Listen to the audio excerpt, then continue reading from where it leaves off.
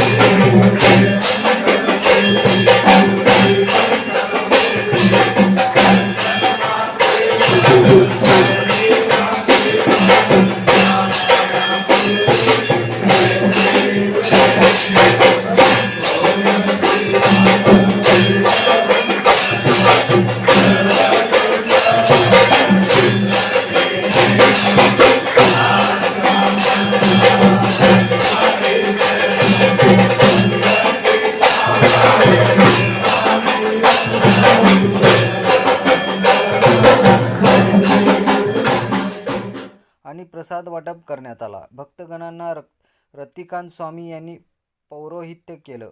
स्वातंत्र्यपूर्व काळात म्हणजे 1885 साली सोलापुरात शुक्रवार पेठेतील कार्यकर्त्यांनी एकत्रितपणे येत मानाच्या आजोबा गणपतीची स्थापना केली. गणेशोत्सवात सार्वजनिक स्वरूप देण्याची प्रेरणा लोकमान्य टिळक यांनी याच आजोबा गणपतीपासून घेतली आणि स्वातंत्र्य लढ्याला एक वेगळं अधिष्ठान या माध्यमातून दिलं. देशातील पहिला इको फ्रेंडली गणपती म्हणून सोलापुरातील मानाच्या आजोबा गणपतीला ओळखले जाते. सुमारे 140 वर्षाची परंपरा लाभलेल्या मानाच्या आजोबा गणपतीचं सोलापुरात येऊन देशभरातील अनेक मान्यवरांनी आवर्जून दर्शन घेऊन आशीर्वाद घेतले आहे. दरम्यान ट्रस्टी अध्यक्ष आमदार विजयकुमार देशमुख आणि सिद्धारूढ निंबाळे यांनी मानाच्या आजोबा गणपतीच्या चरणी सर्वांच्या कल्याणासाठी आणि सुखसमृद्धीसाठी साकडं घातलं. या प्रसंगी चंद्रकांत कळमकर, अनिल नंदीमठ, अनिल सावंत, कमलाकर करमाळकर, इरण्णा मेंढके, सुनील जवळकर, विकास भास्कर, सुरेश हचडे, रविकिरण सुत्रावे, सातलिंगप्पा दुधनीकर, राहुल कुमणे, अमर वनारोटे, गंगाधर गवसने, राजकुमार कत्ते, बसवराज मेढके, अप्पासाहेब जेवरे, विश्वनाथ गोयल, अनिल रेळेकर आदींची उपस्थिती होती.